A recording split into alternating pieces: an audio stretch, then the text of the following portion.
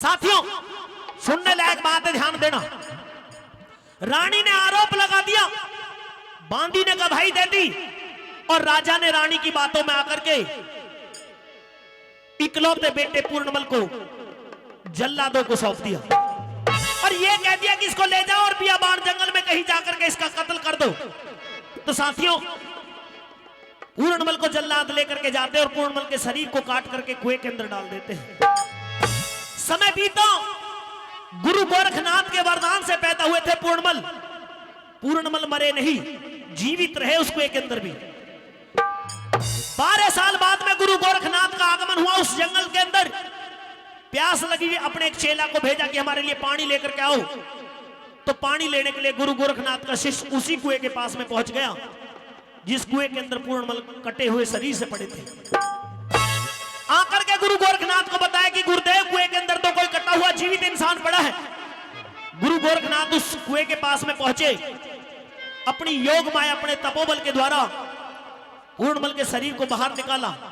कुछ दिन उसका इलाज किया, ठीक कर दिया। और जब होश हुआ पूर्णमल को तो पूछने लगते कि तुम बेटे कौन हो। तो पूर्णमल अपने बारे में बताते हैं। यहां पर गुरु गोरखनाथ और पूर्णमल के बीच में सवाल और जवाब होते हैं। इस कार्यक्रम की जिस कलाकार ने शुरुआत दी, मां सरस्वती की वंदना के द्वारा जिस कलाकार ने इस कार्यक्रम की शुरुआत दी, भाई सुरेंद्र भाटी और जयवीर भाटी, दोनों कलाकारों के बीच में एक कंपटीशन की टक्कर की रागनी। एक बार ताली बजा दो।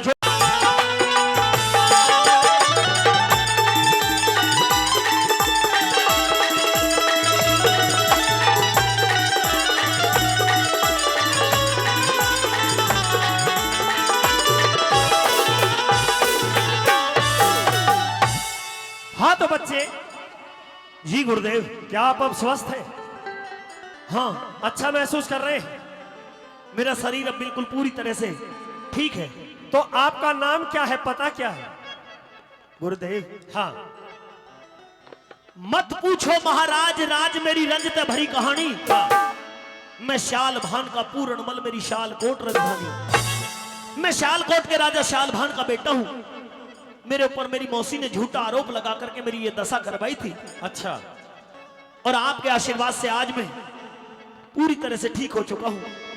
मेरे पिता ने स्वयं जल्लादों को सौंपा था मुझे, और जल्लादों ने मेरा कत्ल करके मुझे इस कुएं के अंदर डाल दिया था। तो आज आप देखिए, बिल्कुल स्वस्थ हैं आप और एक राजा की संतान है।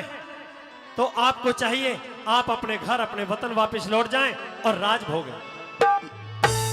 लेकिन गुरुदेव, हाँ, मैं वापस शालकोट नहीं जाना चाहता। शालकोट नहीं जाना चाहते? नहीं। तो फिर क्या करना चाहते हो? मुझे ये जीवन आपकी देन है और मैं इस जीवन को अपने जीवन को आपकी सेवा में और ईश्वर भक्ति में बिताना चाहता हूं। ऐसा तो कभी हो नहीं सकता। लेकिन गुरुदेव, मैं आपका भी परिचय जानना चाहता हूं। आप कौन हैं? मैं सच्चे शिव सेवक, गौ रक्षक गोरक्षनाथ हूं। आप गुरु गोरक्षनाथ हैं? हाँ गुरुदेव, आप ही के वरदान से मैं राजा शाल भान के घर में जन्मा था और आज आपकी शरण में आ पहुंचा हूं। और मेरा ही आदेश है।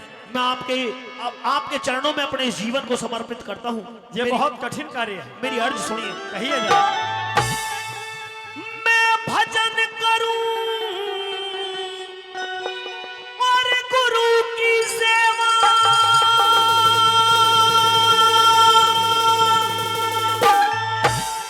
मन और कोई हिलना ना चाहिए।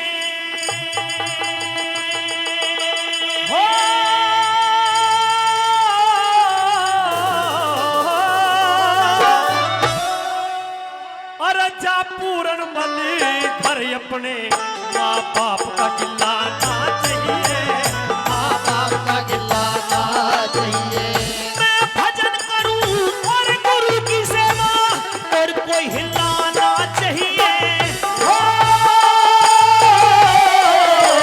जा पूर्णमल घर अपने माँ बाप का गिलाना चाहिए, माँ बाप का गिलाना चाहिए।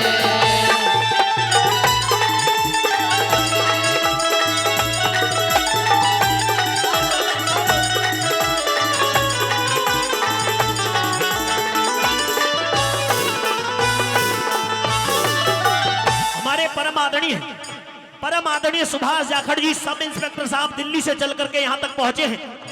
उन्हीं का ये क्षेत्र है। अब से लगभग 1.5-2 साल पहले उन्होंने हमें इस क्षेत्र के अंदर अपने जो गांव में कार्यक्रम में याद किया था और आज यहाँ तक पहुंचे। अपना आशीर्वाद 1000 रुपए से यानी कि 500 रुपए से दोनों कलाकारों को अपना आशीर्वाद दे रहे। एक बार ताली बजा करके आप उनका सम्मान बढ़ाएं। बार बार धन्यवाद करते हैं। कैसे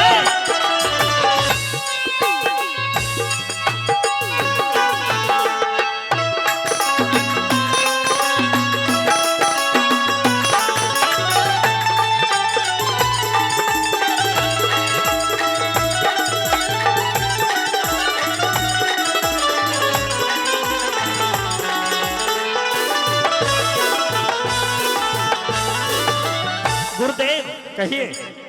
मैंने सुना है कि इंसान जैसा कर्म इस दुनिया के अंदर करता है उसके कर्मों के अनुसार विधाता उसको वैसा ही फल देता है। बिल्कुल वैसा देता है। लेकिन गुरुदेव, मैंने तो अपने जीवन में कोई भी ऐसा गंदा काम, ऐसा गलत काम नहीं किया जिसकी मुझे ये सजा मिली कि मुझे मेरे ही राज में मेरे ही पिता ने अपने हाथों से जल्लादों को सौंप करके कत्ल करने का आदेश दिया। फिर ये ऐसा आदेश मेरे लिए क्यों मिला? ये मेरे माथे पर इतना बड़ा कलंक क्यों लगा? गुरुदेव, बात सही है। कोई पिछले कर्म का भी तो ऐसा फल सामने आ सकता है पूरनमल। ये कोई जरूरी नहीं है कि इंसान इस जन्म में करे तो ही भरे। जिस समय वो फल को भरने लायक होता है उस समय उसको वो फल फलित होता है और भरना पड़ता है। हो कर्म करेगा दंड मिलेगा, कर्म करेगा दंड मिलेगा। वेद शास्त्र साफ लिखे, वो साफ लिखे। वेद शास्त्र धर्म का रस्ता लिखे सो ईश्वर आप लिखे, लिखे सो ईश्वर आप लिखे। वो धर्मराज ईश्वर के नादिर मिसल के नहीं खिलाफ लिखे, वो खिलाफ लिखे। करामात है साधु में जो खतावार ने भी माफ लिखे, खतावार ने भी माफ लिखे। जिसमें बेटे का खून बगे, जिसमें बेटे का खून बगे, वो पाप पति लाना चाहिए। हो साधु सेवक साहूकार का सुबह नसीला चाहिए, सुबह नसीब लाना चाहिए।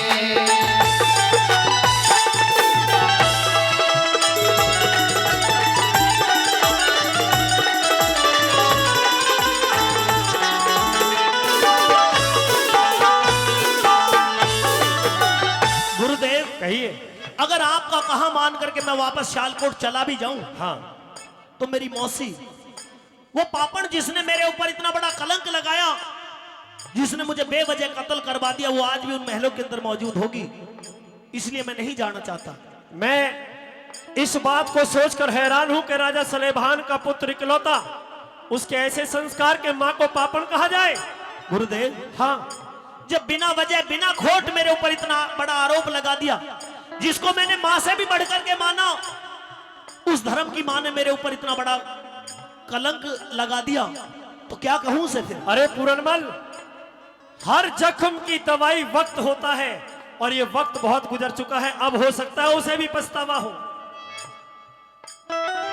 हो मानस खानी टाइल बन गई, मानस खानी टाइल बन गई, यूना दे बेटे खानी, बेटे खानी।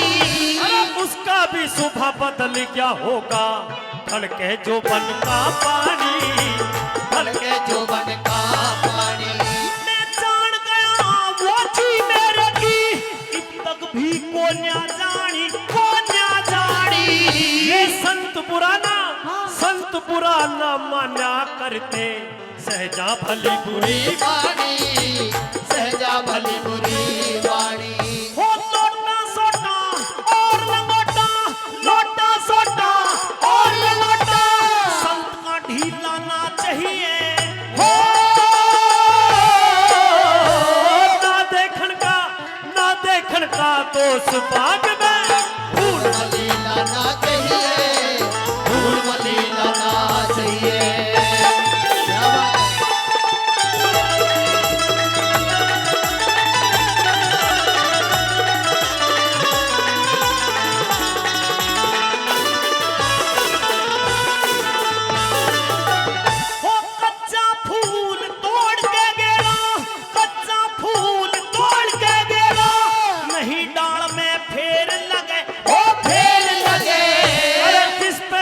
बासंती करे सब काम बने न देर लगे, काम बने न देर लगे। मैं सियालकोट में ना जाऊं ना अच्छी ममता मेर लगे, हो मेल लगे। तू याद करे जब याद करे मैं वही मिलूं दिखे, तेरे नाद की टेर लगे जब तेरे नाद की टेर लगे। हो कह रघुनाथ गान की खातर, कह रघुनाथ गान की खातर बच्चा चेलाना चाहिए। हो गाना है ये गाना है लहदारी का, बेताल सुरी लाना चाहिए, बेताल सुरीला नाच चाहिए। मैं भजन करूं और गुरु की सेवा और कोई हिलाना चाहिए। हो क्या पूर्ण बने हरे अपने बाबा